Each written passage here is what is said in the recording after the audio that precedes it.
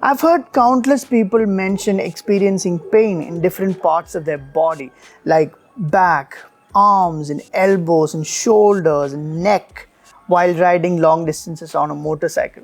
Most of it is due to incorrect body posture. Throughout my 3.5 months riding all over India, I never once experienced body pain. Sometimes your bike will force you into a particular body position. That's because each bike is made for a specific purpose. However, there are some basic things that you should know while sitting on a motorcycle. See, there are 4 contact points that connects you to your motorcycle. Those are your feet, your knees, your bum, and your hands. We'll look into each of them separately, but broadly keep in mind that your lower body should be stiff and your upper body should be nice and relaxed. So we'll start from the bottom and work our way towards the top. So the feet, it's the first thing that connects you to the motorcycle, right? Keep the balls of the feet on the pegs. The balls of the feet is just this part right here.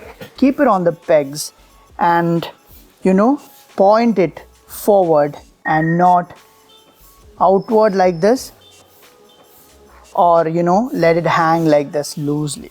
There is a reason why we say this. On uneven surfaces or while you're taking corners, your foot can catch on things or get trapped underneath the pegs, and you may even break your leg. So don't do it. Keep it close to the motorcycle as well. Keep it inside and rest your heel against the heel protectors. These are the heel protectors. This will be there on most of all the bikes. This is there for a reason. When you want to shift or brake, in this case, you do it and bring the foot back to its original position. Don't like keep it there, or don't just let it loose, hang it loose like this, or keep it anywhere near the controls. Bring it back to its original position. The second contact point are your knees, probably the most important one. Like, always remember to grip the tank with your knees like this. And this is the most crucial aspect that connects you to the motorcycle. You always feel more in control when you do this, especially when you're in this commanding position in the sports bike. You don't want to give any pressure to the handlebars. If you don't do this, if you don't grip the tank with your knees, you tend to fall over and give a lot of pressure on the handlebars. And that's why these people who are riding the sports bike experiencing a lot of shoulder pain and this pain on the elbows and all of that. That's because of this. They're not gripping the tank with their knees, and they're giving all of this force, weight onto the handlebars. When your knees are locked and is gripping your tank like this, you'll feel that you're more in control of the bike. Don't just sit like this. I've seen a lot of people riding like this, just open like this. Don't do it. And all of these people who if you see the MotoGP riders who are just leaning way too much, they lock one of their knees to the tank. They'll grip the tank with one of their knees, and then only they'll be leaning their bike.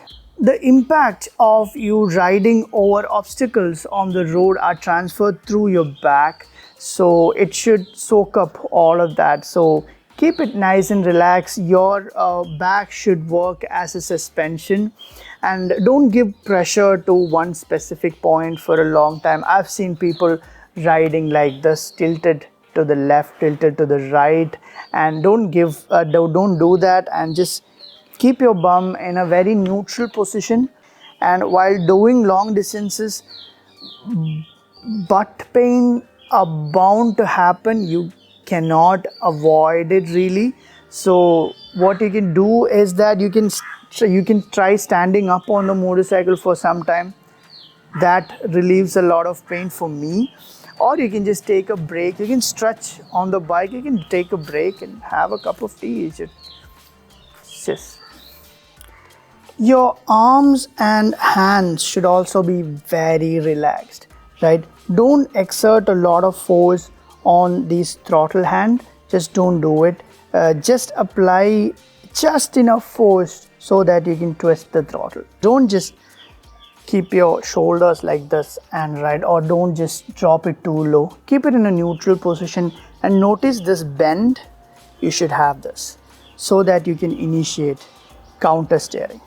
My coach used to say, treat it like playing a piano, emphasizing the need to stay loose on the handlebars like this. So you can practice this while you're on the move, while you're riding a motorcycle. Try doing this. If you're not able to do this, that means you are being too stiff on the handlebars.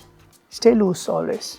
You should be able to initiate counter steering with your arms and your hand position like this.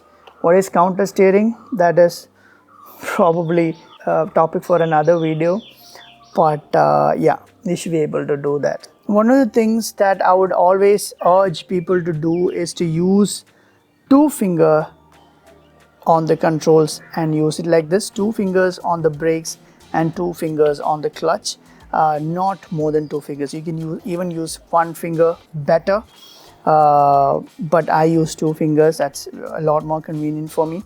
Do it like this. Don't use all 4 fingers or all 4 fingers on the clutch or on the brakes. That just, you don't need all of that force. So far, everything we discussed in this video pertains to the basic riding posture. While riding in the dirt or while taking corners, these techniques apply, but with slight variations. Following these techniques enable you to ride longer distances without experiencing a lot of pain. I really hope that you find value in this information. Stay safe.